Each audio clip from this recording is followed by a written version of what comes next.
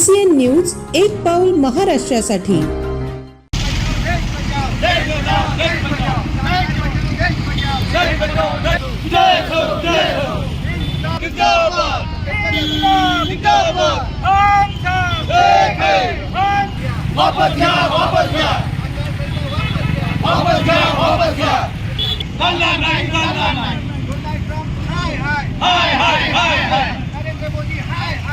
केंद्र सरकारच्या कथित शेतकरी व कामगार विरोधी धोरणांचा निषेध करण्यासाठी आज 12 फेब्रुवारी रोजी देशव्यापी औद्योगिक संप आणि ग्रामीण भारत बंदची हाक देण्यात आली।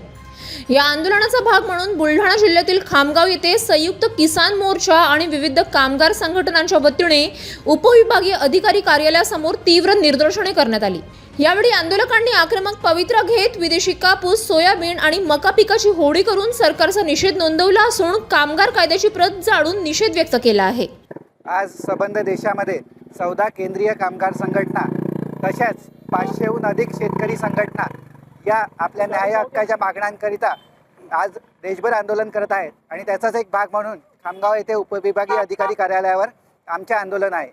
केंद्र सरकारने 29 जे काही कामगार कायदे होते ते कामगारांनी स्वतःचं रक्त सांडून घाम सांडून मिळवलेले कायदे एका रात्रीत बदलण्याचा प्रयत्न केला व हे तोडून 4 कामगार संहिता आणल्या आणि या कामगार संहितांद्वारे कामगारांना जे संरक्षण मिळत होतं, जे कवच होतं कामगारांवरचं, ते कामगार कवच ते उखडून फेकण्याचा प्रयत्न करत आहेत। त्याचबरोबर डोनाल्ड ट्रम्प यांचा काय दबाव नरेंद्र मोदी साहेबांवर आहे आम्हाला माहीत नाही, परंतु त्यांनी अमेरिकेसोबत करार केलेला आहे।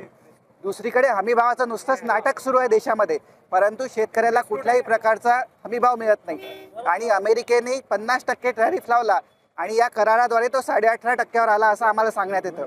परंतु यापूर्वी अमेरिका ही फक्त 2.5% टॅरिफ आमच्यावर लावायची आणि याद्वारे या शेतकऱ्यांवर किंवा जो काही माल देशामध्ये येणार आहे त्या माल त्यांना 0% टॅरिफ आणि आमचा माल जो अमेरिकेत जाईल त्याच्यावर 18% टॅरिफ, हे आम्हाला उल्लू बनवण्याचं काम हे करतात आहे। आणि विदर्भ जो विद्वांचा प्रदेश म्हणून ओळखला जातो, या विदर्भातला शेतकरी आणखी हातागाईस येईल आणि शेतकऱ्यांना कोणी वाचवू शकणार नाही। या सर्व बदलांसाठी तसेच वीज कामगार कायद्यामध्ये त्यांनी बदल केला। स्मार्ट मीटर लावून जो काही सर्वसामान्य ग्राहक आहे त्याच्यावर देखील ते अन्याय करणार आहेत, भरमसाठ वीज बिल वाढवणार आहेत आणि जे काही योजना कर्मचारी आहे, असंघटित कर्मचारी आहे, त्यांना देखील कुठल्याही प्रकारे परमनंट न करण्याचा त्यांचा एक डाव आहे। ज्या काही फॅक्टरीज होत्या 100पेक्षा अधिक 100 कामगार असतील तर सरकारच्या सगळ्या नियमांचं पालन करूनच मग फॅक्टरी बंद करता येणार होती, परंतु आता नवीन कायद्यामध्ये ती त्यांनी 300वर नेली आहे। म्हणजेच हे सगळे जे धंडाणगे लोक आहे, व्यापारी लोक आहे, यांच्या बाजूचं हे सरकार काम करत आहे आणि एकूणच सर्वसामान्य जनता, विद्यार्थी, शेतकरी, महिला, मजदूर हे सगळे इथे जगणं त्यांचं मुश्किल होणार आहे। त्याविरुद्ध आम्ही इथे काम करतो आहे।